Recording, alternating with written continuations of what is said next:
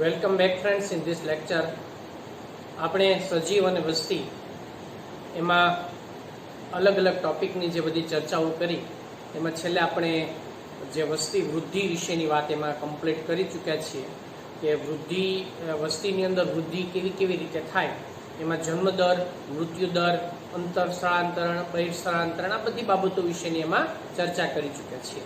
હવે એના પછી આપણે એમાં એક અગત્યના ટોપિક વિશેની વાત કરીએ તો વૃદ્ધિના અલગ અલગ પ્રકારના જે નમૂનાઓ છે અથવા તો જેને આપણે ગ્રોથ મોડલ્સ તરીકે ઓળખવામાં આવે છે કે ભાઈ જે કોઈ પણ નિવસન તંત્રની અંદર એમાં અથવા તો કોઈ વસ્તી જે છે એ વસ્તીની અંદર વૃદ્ધિ એમાં કોના પરિણામે શક્ય બનતી હોય છે, એના ઉપર પરિબળો કયા કયા અસર કરતા જોવા મળી શકે છે.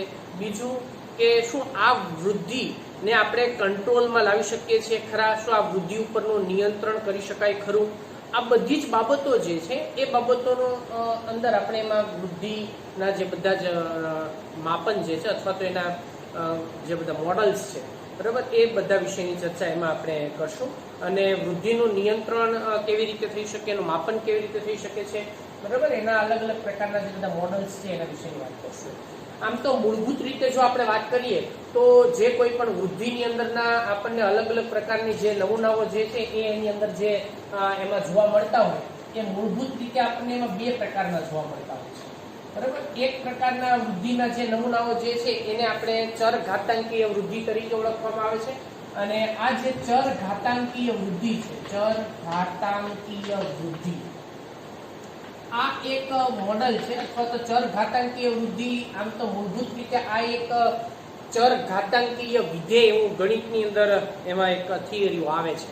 તો કે આમ તો આ ટોપિક થોડોક એ મેથેમેટિક્સને લગતો છે, પણ આપણે અહીંયા એની બાયોલોજીકલ એપ્લિકેશન્સ એમાંની શું છે બરાબર, એ બધા વિશેની એમાં ચર્ચા કરીએ. ચર ઘાતાંકીય વિધેય એવું કંઈક મેથ્સની અંદર એક ટોપિક છે. જો કે મેથ્સની અંદર એમાં એ વિધેય સારી રીતે કદાચ એમાં સમજી શકાતું હશે, પણ અહીંયા આપણે માત્ર થોડો ઘણી ગાણિતિક બાબતોનો આધાર લઈ અને એમાં આલેખીય રીતે વૃદ્ધિ અને જે કોઈ પણ વસ્તી વૃદ્ધિ જે છે એનો આપણે એમાં આલેખીય નિરૂપણ વિશેની વાત કરશું. તો ચર ઘાતાંકીય પ્રકારની વૃદ્ધિ, ચર ઘાતાંકીય વૃદ્ધિ કોને કહેશો? તો આપણે જાણીએ છીએ કોઈ પણ જે કોઈ પણ વસ્તી જે છે ને એની વૃદ્ધિ એ સામાન્ય રીતે આપણને અબાધિત હોવી જોઈએ. અબાધિત એટલે કે એના ઉપર કોઈ પણ પ્રકારના પરિબળો જે છે પરિબળોની એની ઉપર અસર ન હોવી જોઈએ. સામાન્ય રીતે જે પરિબળો એના ઉપર અસર કરે છે એમાં ખાસ કરીને જો પરિબળ વિશે વાત કરીએ તો એક છે ખોરાક અને બીજું છે એનું રહેઠાણ. એટલે જો એ વસ્તીને તમે અમર્યાદિત પ્રમાણમાં ખોરાક અને અમર્યાદિત પ્રમાણમાં જો એને રહેઠાણ ત્યાં પૂરું પાડવામાં આવે તો ત્યાં આપણને વૃદ્ધિ જે છે સતત અને સતત કન્ટિન્યુઅસ રીતે ત્યાં આપણને થતી જોવા મળતી હોય છે. એટલે જેને આપણે અમર્યાદિત વૃદ્ધિ તરીકે ઓળખવામાં આવે છે.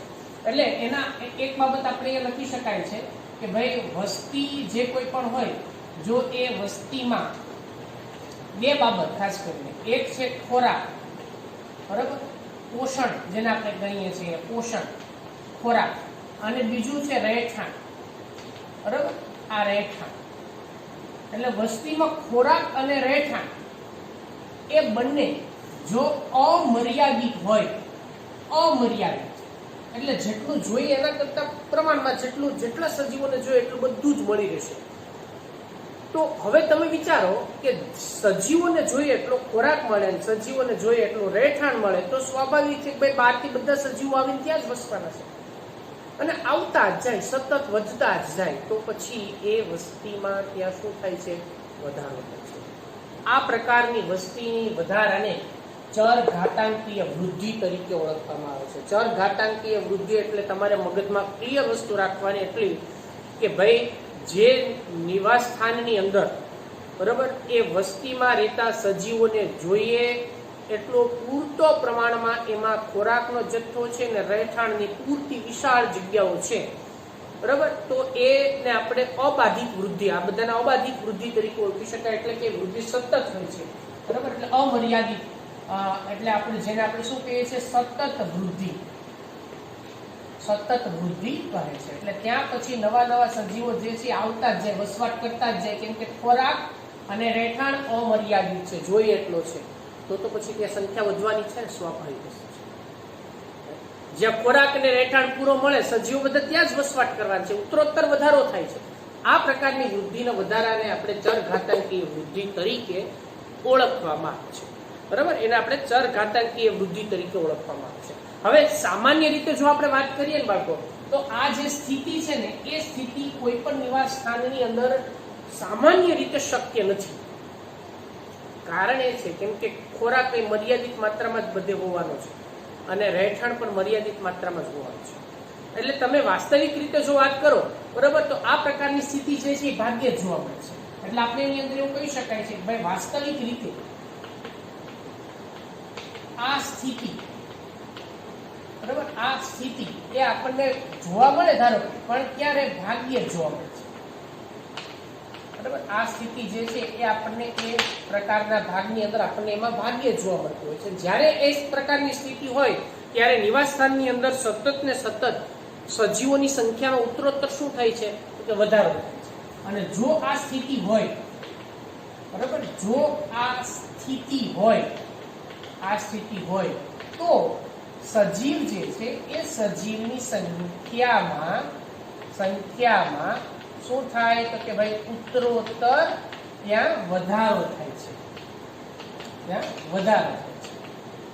એટલે આ પ્રકારે ત્યાં વસ્તી ગીચતા જે છે, વસ્તી ગીચતાની અંદર શું થાય છે, વધારો થાય છે. અને આ જ વસ્તુને ડાર્વિનએ જ્યારે એનો પ્રાકૃતિક પસંદગીનો વાદ આપ્યો ત્યારે પણ એને આ જ બાબત જે છે એને એમાં ધ્યાનમાં લેવામાં આવી છે.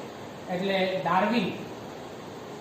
ડાર્વિન દ્વારા જ્યારે એનો પોતાનો પ્રાકૃતિક જે પસંદગીવાદ છે, એ પ્રાકૃતિક પસંદગીવાદ, બરાબર, એમાં આ બાબત જે છે એને ધ્યાનમાં લેવામાં આવેલી છે.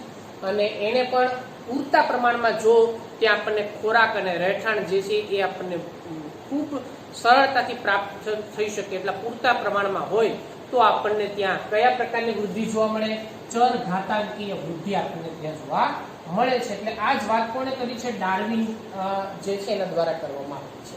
હવે ત્યાં ધીમે ધીમે વસ્તીનું કદ જે છે એ પણ શું થતું જાય છે ભાઈ, તો કે વધતું જાય છે. હવે જો આપણે ગાણિતિક બાબતની વાત કરીએ થોડી ઘણી, તો આપણે એ સમયે એની અંદર ધારો કે ભાઈ વસ્તીનું જે કદ છે એ વસ્તીનું કદ કેટલું છે તો કે n છે. હવે એની સાથે આપણને ત્યાં જન્મદર પ્રતિ વ્યક્તિઓ યાદ રાખજો, ખાસ વ્યક્તિગત વાત કરવાની છે, પ્રતિ વ્યક્તિ એટલે અહીંયા વ્યક્તિગત જે જન્મદર છે એના વિશેની વાત કરવાની છે, વ્યક્તિગત, બરાબર, એને આપણે શું લઈએ છીએ, બી લઈએ છીએ. હવે એ જ રીતે એમાં મૃત્યુ દર, તો એ પણ એની અંદર પ્રતિ વ્યક્તિગત જે છે એને આપણે શું લઈએ છીએ, ડી લઈએ છીએ.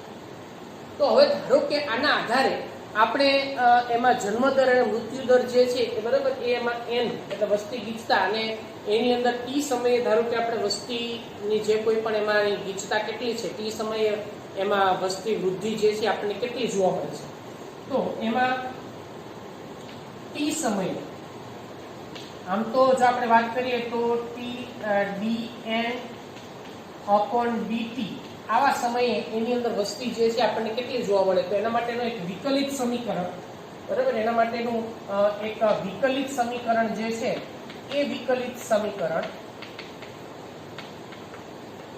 એ આપણને ત્યાં કયા પ્રકારનું જોવા મળતું હોય, ધારો કે વિકલિત સમીકરણ તો dn/dt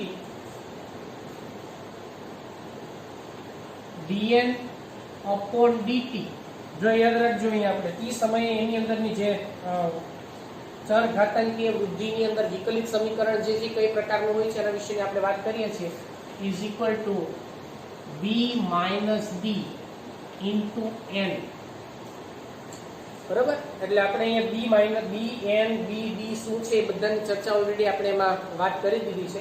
હવે ધારો કે આપણે એની અંદર એવું માનીએ, ધારો કે b - d is equal to r. આ r શું છે તો કે પ્રાકૃતિક વૃદ્ધિનો આંતરિક દર છે, બરાબર. r એ એની અંદર પ્રાકૃતિક જે વૃદ્ધિ છે એ વૃદ્ધિનો આંતરિક દર છે, આટલું યાદ રાખજો. એટલે જે શું બતાવે છે, આપણને વાસ્તવિક વૃદ્ધિ બતાવે છે, એ આપણને વાસ્તવિક વૃદ્ધિ બરાબર, એ દર્શાવે છે. એટલે કે અહીંયા જન્મમાંથી એમાં મરણ કેટલા પામ્યા છે, મૃત્યુ કેટલા પામ્યા છે, જન્મથી મૃત્યુને દૂર કરો એટલે વાસ્તવિક વૃદ્ધિ આપણને એની અંદરથી દર્શાવતી જોવા મળતી હોય છે. તો હવે એના પછી શું થાય માથે કે dn upon dt is equal to શું થયું ભાઈ, તો કે r into n. બરાબર, આ પ્રકારની સ્થિતિ આપણને જોવા મળે છે. હવે આની અંદર જો આપણે સંકલિત સમીકરણો જે છે બધા, બરાબર, એનું સંકલન કરી અને પછી સંકલન કરીને ઘણા બધા અલગ અલગ પ્રકારના તબક્કાઓમાંથી ધીમે ધીમે પસાર થાય, એ સંકલિત જે સમીકરણ છે એ બધામાંથી આપણે ધારો કે પસાર કરીએ અને લોગના સમીકરણ સુધી ધારો કે એની અંદર આપણે જો વાત કરીએ તો પછી શું આવશે, તો કે nt is equal to n0 ERT. આ એક સમીકરણ આપણને એમાંથી પ્રાપ્ત થશે. હવે અહીંયા r જે છે એ વાસ્તવિક રીતે પછી એના આધારે આપણે જૈવિક અને અજૈવિક વાસ્તવિક વૃદ્ધિ શું બતાવે છે, તો કે ભાઈ એના ઉપર જૈવિક અને અજૈવિક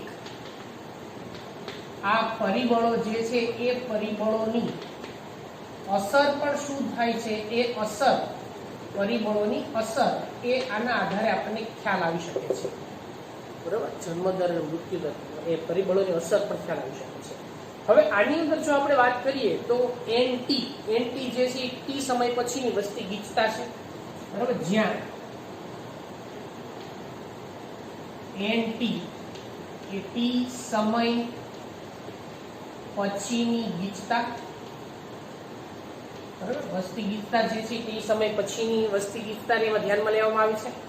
હવે બીજો અહીંયા આપણે n0 એટલે એ પ્રારંભિક અથવા તો શૂન્ય સમયની ગીચતા જે છે એને ત્યાં ધ્યાનમાં લેવામાં આવેલી છે. બરાબર, એવી જ રીતે એની અંદર r તો આપણે બધા જાણીએ છીએ ઓલરેડી, r વિશે તો આપણે અહીંયા વાત કરી ચૂક્યા છીએ. r શું છે, તો કે પ્રાકૃતિક એમાં જે કોઈ પણ વૃદ્ધિ જે છે એ વૃદ્ધિનો આંતરિક દર છે. બરાબર, t એ સમયની સાપેક્ષમાં આપણે વાત કરી છે.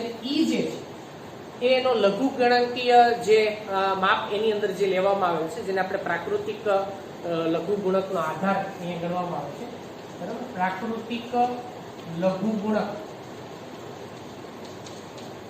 નો આધાર છે.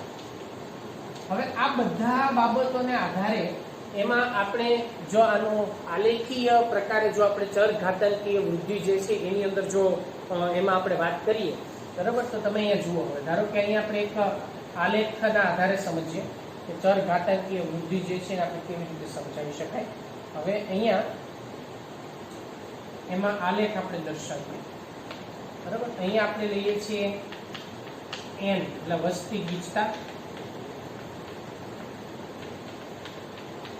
બરાબર, અને એને સમય, અહીંયા આપણે સમયની સાપેક્ષમાં વાત કરીએ, t સમય.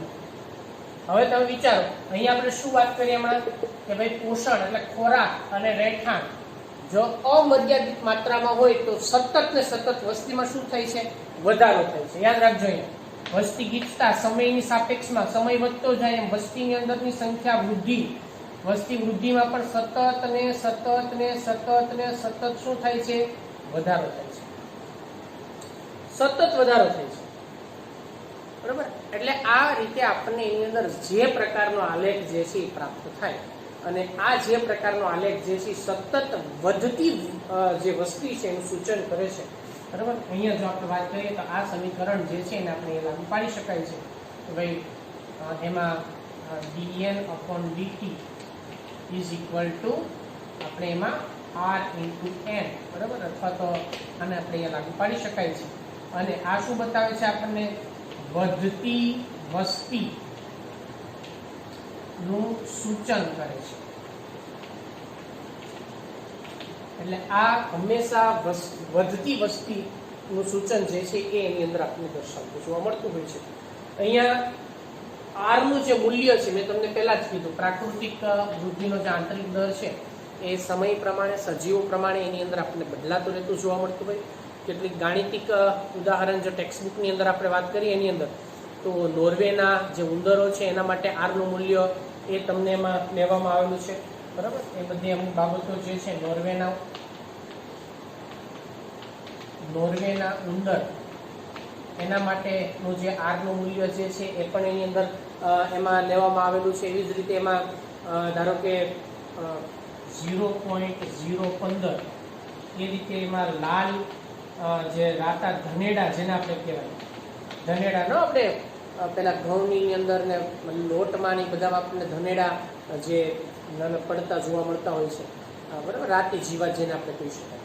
તો એની અંદર આપણે એ રીતે 0.12 એ રીતે એમાં મનુષ્યની જે વસ્તી છે, તો મનુષ્ય વસ્તીની અંદર પણ આપણને આરનું મૂલ્ય જે છે એ આરનું મૂલ્ય આપણને એવી જ રીતે એમાં 0.0205 જેટલું, આ બધા ગણિતિક આંકડાઓ જે છે, બરાબર, એ આપણને ચર ઘાતાંકીય વૃદ્ધિના સંબંધમાં સાપેક્ષમાં આપણે એની અંદર લઈ શકાય છે. બીજું એક ટેક્સ્ટ બુકની અંદર એક ઇન્ટરેસ્ટિંગ એક્ઝામ્પલ જે છે, બરાબર, એ તમને એક રાજા અને પ્રધાન એ બંને શતરંજની જે રમત રમતા હોય, બરાબર, એમાં એ ચેસ રમતા હોય, શતરંજની રમત. તો એમાં રાજાને એમ હોય કે ભાઈ આપણે તો એ જે પ્રધાન છે એને હરાવી જ દેવાના છે. એટલે પ્રધાન શર્ત એવી મૂકે કે શતરંજની અંદરના જે કોઈ પણ ચોરસ ખાના હોય, બરાબર, એની સંખ્યા કેટલી હોય તો કે 64, 64 શતરંજની રમતના બધા ખાના જે હોય એમાં. એટલે એને કીધું કે ભાઈ જે તમે જે એમાં હારો તો દરેક ખાનાની અંદર તમારે ઘઉંના દાણા મૂકતા જવાના, એ ઘઉંના દાણા જે છે એ ડબલ કરતા જવાના. એટલે રાજાને એમ થયો, આપણે સાંભળીને એમ થાય એટલે એમાં ડબલ મૂકવાના છે, એમાં શું ફરક પડવાનો છે. એટલે પહેલા ખાનામાં 1 મૂકે, બીજામાં 2, ત્રીજામાં 4, 8, 16, 32, 64 એવી રીતે એમાં ડબલ મૂકતા જવાના. એવા 64 ખાના સુધી ડબલ મૂકતા જવાના. એટલે રાજાને એમ કે એમાં શું વળીને આપણે મૂકી દઈશું.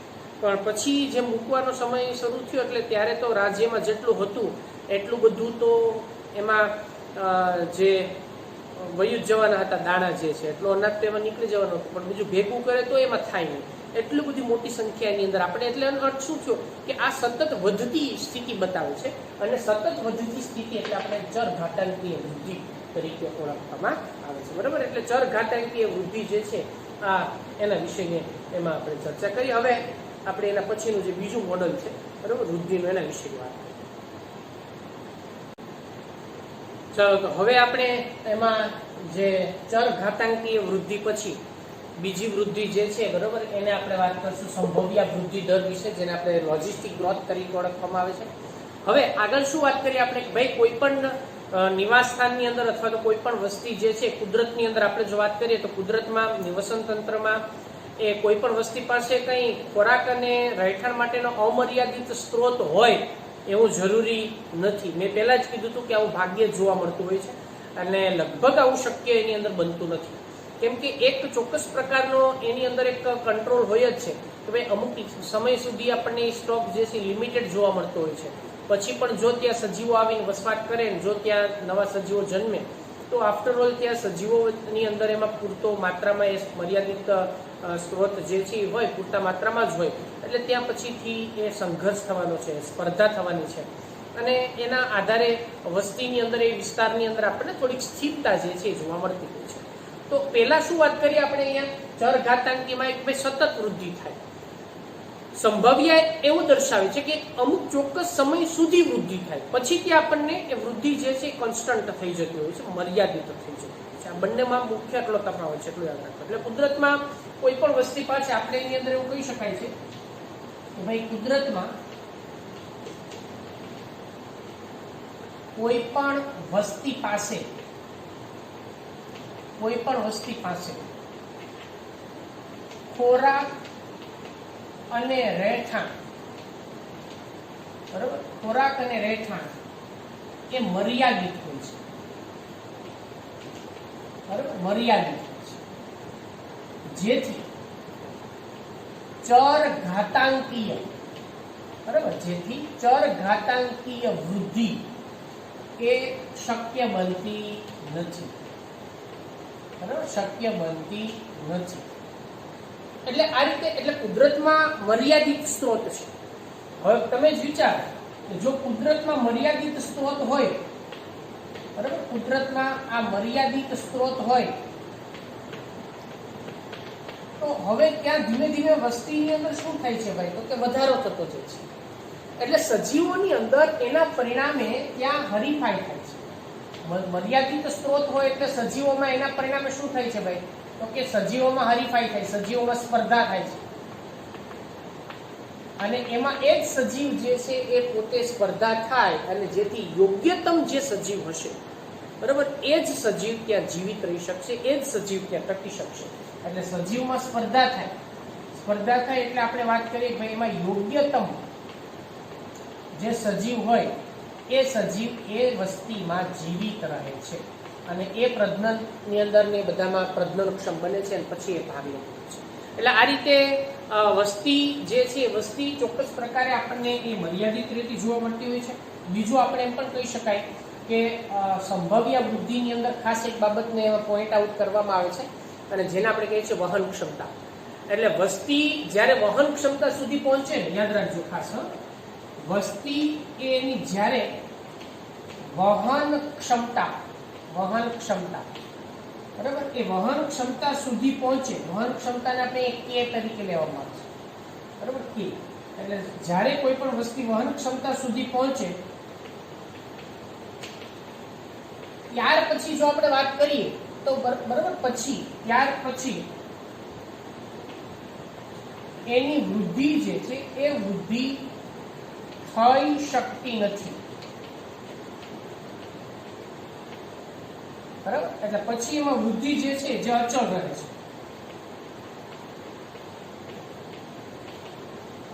હવે આ જ બાબતને આપણે એક આલેખના આધારે સમજીએ. ધ્યાન આપજો. તો ધારો કે આપણે એક આલેખ સમજીએ અને એના આધારે આપણે આ બાબત જે છે એના વિશેની એક વાત કરીએ. ધારો કે અહીંયા એક આલેખ છે, અહીંયા આ જ અક્ષ ઉપર આપણે આગળ વાત કરી છે કે એમાં આપણે વસ્તી ગીચતા જે છે એને લેવામાં આવે છે, વસ્તી ગીચતા, બરાબર, જેને આપણે n તરીકે ઓળખવામાં આવે છે. અહીંયા સમયના સાપેક્ષમાં આપણે વાત કરીએ છીએ એટલે સમય અને વસ્તી ગીચતા. હવે આની અંદર આપણે વાત સમજજો ખાસ. હવે અહીંયા એક એવો બાબત જે છે કે જેને આપણે એની વહન ક્ષમતા તરીકે ઓળખી શકાય. વહન ક્ષમતા એટલે શું, હું તમને સમજાવું છું. આ શબ્દો ઉપર અહીંયા આ થિયરી ભાર આપવાનો છે આપણે ખાસ. વહન ક્ષમતા એટલે કે તમે એક હોડીમાં બેઠી અને તમે નદી પાર કરો છો તો આ હોડીની અંદર માણસો કેટલા બેસાડી શકાય અને કેટલા માણસો એ હોડી જે છે એ કેટલા માણસોનું વજન સહન કરી શકશે, ખમી શકશે, બરાબર, એ મર્યાદિત હોય છે. હવે તમે એમાં એક પછી એક ભરાતા જ જાઓ તો શું થાય, એક સમય એવો આવે કે એની જે કેરિંગ કેપેસિટી જે છે ને, એની જે લઈ જવાની ક્ષમતા છે એના કરતાં વધી જાય તો હોડકું શું થાય, ડૂબી જાય. તો અહીંયા પણ એ જ વસ્તુ છે ભાઈ. કોઈ પણ નિવાસ સ્થાન એને શું કહેવાય, એની વહન ક્ષમતા કહેવાય. વહન ક્ષમતા એટલે તમને બધાને ખ્યાલ આવી ગયો છે. વહન ક્ષમતા એટલે કેરિંગ કેપેસિટી, એટલે કે વહન કરવા માટેના મેક્સિમમ સંખ્યા જેટલું એની અંદર એ સમાઈ શકે, બરાબર, એ સમાઈ શકે એટલા એમાંની જે સંખ્યા છે એને વહન ક્ષમતા કહેવાય. એટલે આપણે માનીએ કોઈ વસ્તી ગીચતામાં અહીંયા આ એક સ્થિતિ એવી છે કે જેને આપણે વહન ક્ષમતા તરીકે ગણવામાં આવે છે. આ વહન ક્ષમતા બતાવે છે અહીંયા સુધી, આ વહન ક્ષમતા, બરાબર. એટલે અહીંયા સુધી વસ્તી ગીચતા જે છે 10, 15, 20, 25, 35, 40, 50, 500 જેટલી સ્પીસીસ એમાં રહી શકે છે. જાતિઓ સંખ્યા 500 જેટલી સંખ્યામાં રહી શકે છે. એનાથી વધારે પછી શક્ય નથી. તો હવે શું થાય છે સમજો. સમયની સાપેક્ષમાં આપણે જો એ વસ્તીની અંદર ધીમે ધીમે પેલા ધીરો વધારો થાય છે, પછી એની અંદર અચાનક વૃદ્ધિ થાય છે. એક સમય એવો આવે પછી એની અંદર એ વૃદ્ધિ થતી નથી, પછી એ કોન્સ્ટન્ટ થઈ જાય છે. જો પછી એ શું થાય છે ભાઈ, કોન્સ્ટન્ટ થઈ જાય છે, પછી આપણને એની અંદર વધારો થતો નથી અને પછી એ અચળ થઈ જાય છે. તો અહીંયા સુધી પહોંચે ત્યાં સુધી વૃદ્ધિ થાય, પછી વૃદ્ધિ થતી નથી. શા માટે? કેમ કે પછી ત્યાં એનાથી વધારે માટે ત્યાં અવેલેબલ સ્ત્રોત નથી, ત્યાં જરૂરી એમાં ખોરાક કે રહેઠાણ છે નહીં, એટલે ત્યાં વૃદ્ધિ મર્યાદિત થાય, બરાબર. એટલા માટે જ આપણે પ્રાણી સંગ્રહાલયની અંદર કે એટલા જ પ્રાણીઓને આપણે ત્યાં રાખી શકાય કે જેટલા માટે પૂરતો આયોજન, પૂરતો ખોરાક કરી શકાય. આપણે પણ પ્રસંગોની અંદર એટલા જ મહેમાનને આમંત્રણ આપીએ જેટલી આપણી ગોઠવણ કરેલી હોય, બરાબર, અથવા તો આમંત્રણ આપ્યું એ પ્રમાણેની ગોઠવણ થવી જોઈએ. વધી જાય તો મુશ્કેલી શું સર્જાઈ શકે છે આપણે બધા જાણીએ છીએ. અહીંયા પણ એ જ વસ્તુ છે કે અહીંયા શરૂઆતની અંદર એની વૃદ્ધિ ધીમી હોય છે. તમે જુઓ, આ વૃદ્ધિ જે છે અહીંયા શરૂઆતની અંદર જો આપણે વાત કરીએ તો આ ધીમી વૃદ્ધિ દર્શાવે છે. આ શું છે ભાઈ, તો કે ધીમી વૃદ્ધિ દર્શાવે. પછી અચાનક શું થયો, તો કે અચાનક એની અંદર ઝડપી વૃદ્ધિ થઈ. અને પછી અહીંયા શું થયું તો કે એની વૃદ્ધિ જે છે કોન્સ્ટન્ટ થઈ ગઈ, એટલે આપણને સ્થાયી થઈ ગઈ, બરાબર. એટલે અહીંયા સ્થાયી વૃદ્ધિ છે. તો આવી રીતે આની અંદર હવે બંનેમાં તમને ફરક લાગ્યો હશે. આગળનો ગ્રાફ જે હું ફરીવાર અહીંયા રિપીટ કરું છું, એ ગ્રાફની અંદર સતત વધારો હતો અને આની અંદર આ જે પ્રકારનો આપણને ગ્રાફ મળે છે, અહીંયા તમે જોશો કે આ એસ આકારનો સિગ્મોઇડ જેને આપણે કહી શકાય છે, એટલે આ સિગ્મોઇડ ગ્રાફ પ્રાપ્ત થાય છે, આલેખ અહીંયા પ્રાપ્ત થાય છે, બરાબર. આ સિગ્મોઇડ આલેખ આપણને અહીંયા પ્રાપ્ત થતો જોવા મળતો છે. એટલે આ રીતે સિગ્મોઇડ આલેખ એસ આકારનો આલેખ મળે છે અને આ પ્રકારની જે વૃદ્ધિ છે એ વૃદ્ધિની અંદર જો આપણે કેટલીક ગાણિતિક બાબતોની અંદર જો અમે વાત કરીએ, બરાબર, તો dn/dt ટી સમયની સાપેક્ષમાં આપણે વાત કરીએ છીએ. dn/dt વિકલિત સમીકરણની જ વાત કરવાની છે આપણે, બરાબર. તો rn અને અહીંયા આપણે વધારાનું શું ઉમેર્યું છે? વહન ક્ષમતાનું ઉમેર્યું છે ને અહીંયા આપણે. તો વહન ક્ષમતા જે છે, વહન ક્ષમતા k - n/k, આ પ્રકારની ગાણિતિક જે બાબત છે એને આપણે અહીંયા ધ્યાનમાં લેશું. જ્યાં r એ આંતરિક વૃદ્ધિનો દર છે, આપણે આગળ વાત કરી ચૂક્યા છે. n એ t સમયે એક વસ્તી ગીચતા છે. k એ વહન ક્ષમતા તરીકે આપણે એને લઈએ છીએ, બરાબર. એટલે આ રીતે એ વહન ક્ષમતા જે છે વાસ્તવિક, બરાબર. એટલે આ બધી બાબતને યાદ રાખવાની તમારે. n જે છે t સમયે ગીચતા, એ t સમયે ગીચતા બતાવે છે, જ્યાં ખાસ k એ વસ્તીની વહન ક્ષમતા બતાવે છે, વહન ક્ષમતા. r એ એનો આંતરિક દર છે,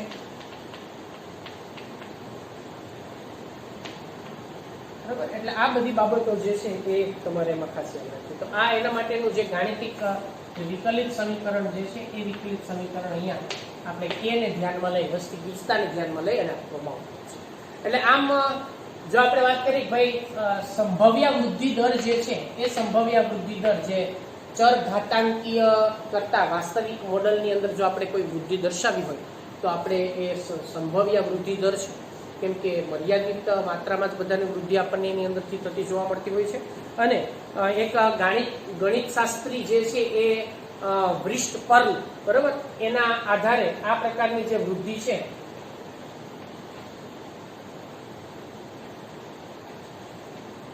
વૃષ્ટ પર્લ, બરાબર, એટલે આ પ્રકારની જે વૃદ્ધિને આપણે વૃષ્ટ પર્લ સંભવ્ય